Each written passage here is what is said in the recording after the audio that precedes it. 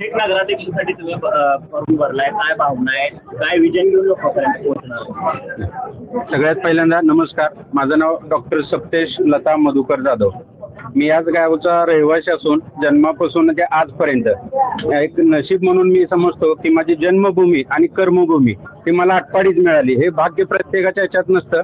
तर मी थेट नगराध्यक्ष आटपाडी नगर पंचायतील एक निवडणूक 2025 यासाठी थेट नगराध्यक्ष पदासाठी अर्ज भरलेला आहे. आता विजनच्या बाबतीत बोलायचं झालं तर मला एक सुशिक्षित उमेदवार म्हणून मला एक पहिला थोडंसं असं बोला वाटतं की आजच्या इलेक्शन मध्ये बरेच जे सदस्य आहेत किंवा जे नगराध्यक्ष पदासाठी इच्छुक लोक आहेत हे यांच्या बऱ्याचशा लोकांच्या बोलण्यातून असं येते की विजन म्हणजे रस्ते चांगले झाले पाहिजेत, गटार चांगली झाली पाहिजे. पण वास्तविक तसं न पाहता आपण जर आपली संविधानिक जबाबदारी बघितली की नगरपंचायतची संविधानिक जबाबदारी जी आहे तर त्यामध्ये ह्या सगळ्या मूलभूत गरजा आहेत. म्हणजे ह्या मूलभूत गरजा लोकांना पुरवून देणं हे तर आपलं प्रथम कर्तव्यच आहे. याच्यासाठी हे विजन नाही, हे एक संविधानिक जबाबदारी आहे की प्रत्येक इच्छुक उमेदवारांनी की गावचा मूलभूत गरजा पुरवण्यासाठी नगरपंचायतमध्ये सदस्य असो अथवा नसो प्रत्येकाने आपापल्या परीने प्रयत्न केला पाहिजे. विकासाचं धोरण करण्यासाठी आमचं एकच असं उद्दिष्ट आहे की गेल्या 3 वर्ष नगरपंचायतचं इलेक्शन लागण्यासाठी जवळपास 3 ते 3.5 वर्ष गेले. दरम्यान या काळामध्ये सगळं प्रशासकीय पद्धत होती. या प्रशासकीय पद्धतीमध्ये काय होतं की प्रशासकीय लोक जे आहेत हेच फक्त विकासाकडे लक्ष देणार होते.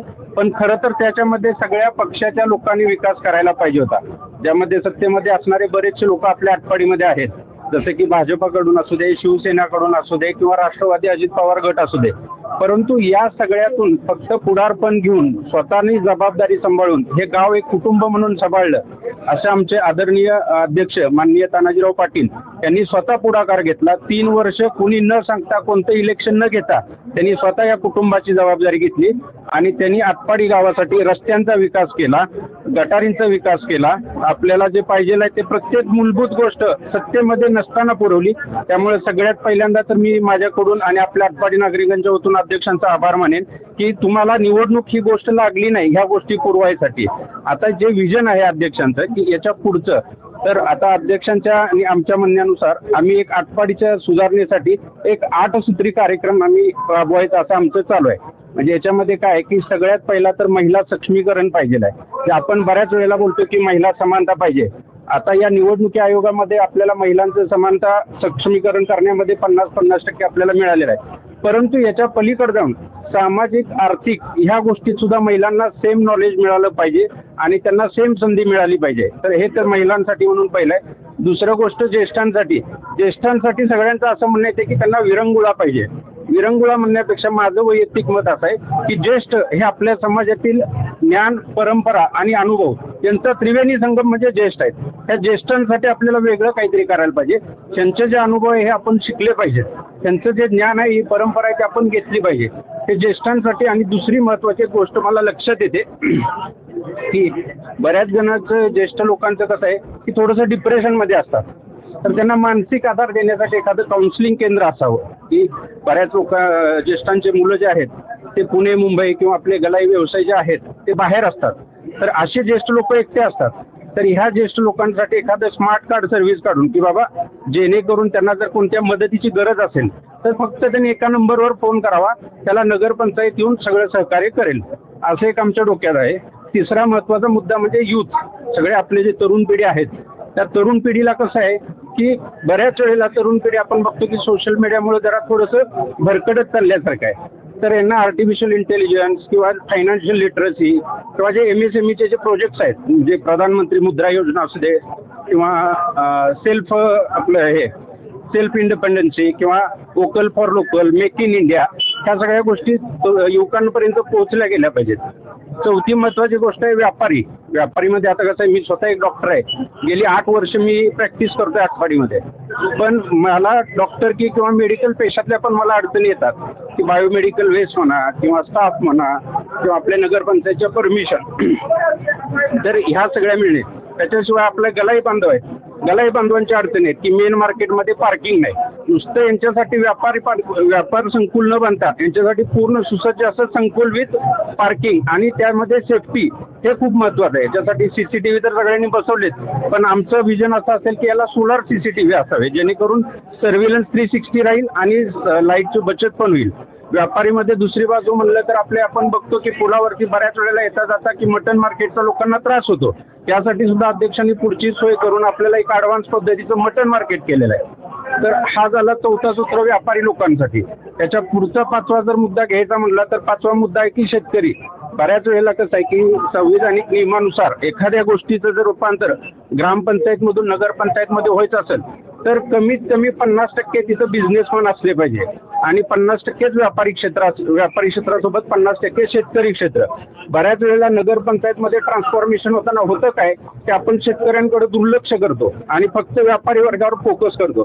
तर हे शेतकरी आणि शासन त्याच्यामधला दुवा बनून जर नगरपंचायतच्या दृष्टीने मला काय करता आलं तर मी करायला 100% तयार आहे. शेवटी त्याच्यासोबत ऍडव्हान्स गोष्टी जशा आहेत, जसं इस्रायल टेक्निक आहे, जापानीज टेक्निक आहे शेतीमध्ये, किंवा AI टेक्निक ना. आता आपण बघतो बरेच शेतकरी आता आपल्या मोबाईलवर बघतात की हवामानाचा अंदाज काय आहे, त्यानुसार आपलं पेरणी वगैरे अरेंज करतात. तर त्यांच्यासाठी एक ऍडव्हान्स स्मार्ट सिस्टीम नगरपंचायतद्वारे इन्स्टॉल करणे, जेणेकरून आपला आठवडी बाजार दर शनिवारी असतो. तर दर शनिवारी त्यांना आपला गायडन्स केला जाईल की आता हा महिना या महिन्यात वातावरण असं राहील आणि सायंटिफिक दृष्ट्या तुम्ही ही गोष्ट केली पाहिजे. तर हा 5वा आणि महत्वाचा घटक म्हणजे शेतकरी होता. 6वा सगळ्यात महत्वाचा घटक असा आहे की आपल्याला ह्या सगळ्या एक करिक्युलर गोष्टी सोबत एक्स्ट्रा करिक्युलर गोष्टी असणं गरजेचं आहे, जसं की खेळ आणि त्याच्यासोबत नाट्य. आपल्याला इतकं मोठं वारसा आहे की गदी माडगुळकर आहेत, व्यंकटेश तात्या माडगुळकर आहेत, शंकरराव खरात आहेत, नास इनामदार आहेत.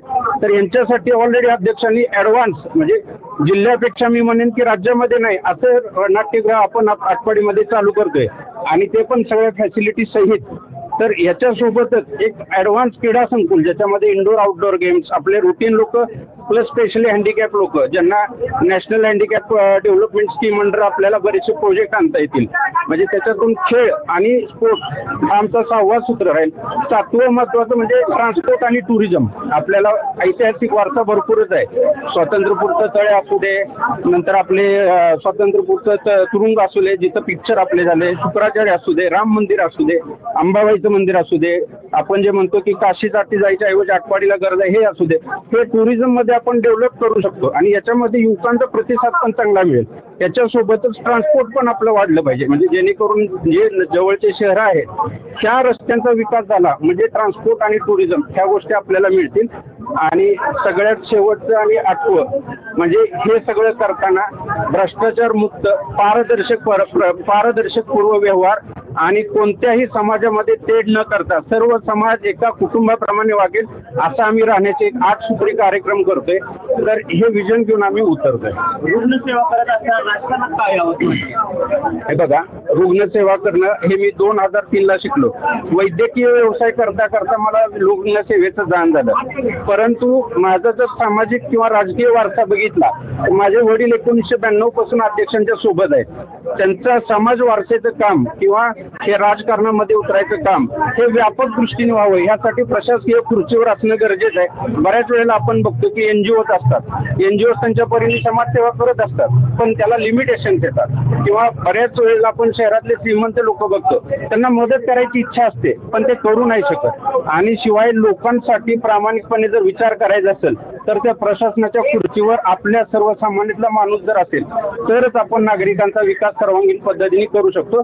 ज्याच्यामध्ये सामाजिक, भौगोलिक आणि आर्थिक ह्या गोष्टींचा विचार करणारा सुशिक्षित नेतृत्व हे तिथं असलं आणि त्याच्यासाठी जर अध्यक्ष तानाजीराव पाटलांचं विजन असेल, सुहासभाई यांचा आशीर्वाद असेल, कैलासवासी अनिल भाऊ ज्यांनी इतक्या वर्षापासून याची तयारी केली आहे त्यांचे सगळे जर विचार अंमलात आणायचे असेल तर समाजातला सर्वात तळागाळात मिक्स असणारा नेता तिथं जायला पाहिजे. आणि हे लोकांनी मला पटवून दिलं, याकरता मी त्याच्यासाठी तयार झालो.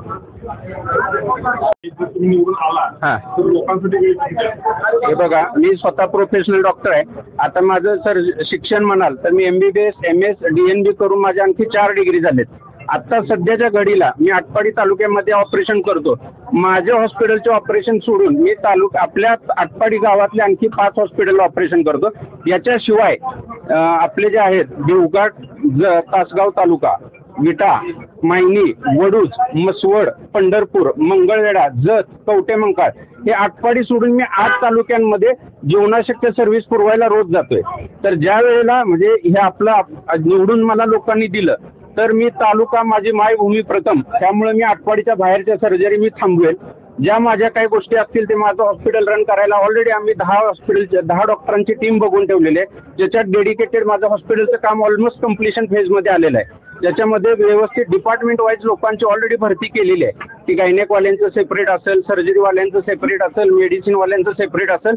आणि हे जे हॉस्पिटल असेल हे मी असं सांगतो की आपल्या जिल्ह्यातलं पहिलं हॉस्पिटल असेल, जे पहिलं कॅशलेस हॉस्पिटल असेल 17 योजनांसहित आणि सगळ्या गव्हर्नमेंट योजनेसहित. म्हणजे राजकारण हा विषय जर बाजूला ठेवला तर तो हॉस्पिटल हा कायम सगळ्या पक्षांसाठी, सगळ्या घटकांसाठी, सगळ्या जाती धर्मांसाठी कायम खुलं राहील. आणि त्यासाठी फक्त मी आवश्यक सर्जरीसाठी असेल, इतर वेळ नागरिकांचं जे अडचण आहे त्याच्यासाठी मी पूर्ण वेळ नगरपंचायतीत असेल. जर इमर्जन्सी एखादी आली तरच ते फक्त आटपाडीमध्ये, ते पण इथंच, आटपाडीच्या बाहेर मी जाणार नाही. जर तुम्ही निवडून आला तर तुम्ही जे अध्यक्ष सांगतात त्या पद्धतीने काम कराल की तुम्ही तुमच्या मनानं काम कराल? नाही, हे आता मी तुम्हाला तेच सांगितलं. ह्या 8 सूत्रीच्या मार्गाने आपण दर महिन्याला जी सभा होते, इतर काळामध्ये आधी नुसतं पेपरवर झाले असतील, ह्या सभा आपण सगळ्या नागरिकांसमोर घेणार, त्याच्यात विचार मांडणार. आणि अध्यक्षांचे विचार हे फक्त गाव आणि कुटुंब हे विकसित करण्यासाठी आहे. जर गाव विकसित करण्याच्या विरोधात कुठला विचार असेल तर नक्कीच मी पण त्याला तयार नाही होणार. पण गावच्या विकासासाठी मला वाटत नाही माझ्या आधी अध्यक्ष तिथं पुढे उभारतील आणि सांगतील की हे केलं पाहिजे. नागरिकांना एक आव्हान आहे माझं की हे आटपाडी नगरपंचायतचं जे रोपटं आहे हे माननीय अध्यक्ष तानाजीराव पाटलांचे विकासाचे हात याला लागले पाहिजेत. याच्या सोबत आपले जे आमदार आहेत स्वर्गीय अनिल भाऊ बाबर आणि त्यांचा मुलगा आपले माननीय सुहास भाऊ बाबर यांचे दूरदृष्टी आणि आधुनिक विचारांचं खत त्याच्यात पडलं पाहिजे. त्याच्या सोबतच स्वर्गीय अनिल भाऊ बाबर यांनी जे आणलेलं टेंबू योजनेचं जे पाणी आहे ते पाणी त्यांना भरभरून त्या झाडाला मिळालं पाहिजे.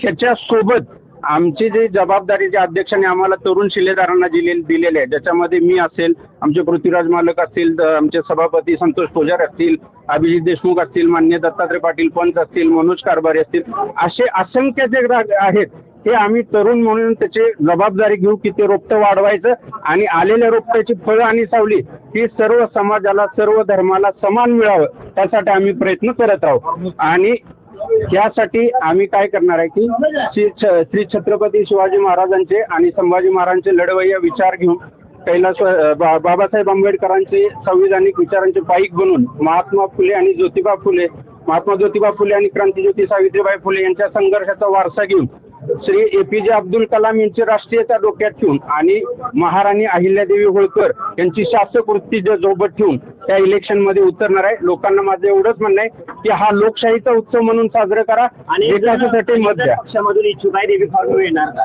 एबी फॉर्म मला मिळो किंवा न मिळो, मी पहिल्यापासून माझा हेच विचार आहे की हे गाव नसून हे कुटुंब आहे. आमच्या कुटुंबाचे जे प्रतिनिधी आहेत ते अध्यक्ष तानाजीराव पाटील आहे. सगळ्यात शेवटी मी एवढंच म्हणेन की एबी फॉर्म भरणारे इच्छुक 10 कार्यकर्ते आहेत, त्याच्यात मी पण एक इच्छुक आहे. मी असो किंवा इतर कोणी असो, आणि आमचे प्रभाग 1 पासून प्रभाग 17 नंबरचे कार्यकर्ते त्यांना सगळ्यांना एकमताने निवडून द्या. विकासाची गती कुठं थांबणार नाही याची खात्री मी देतो.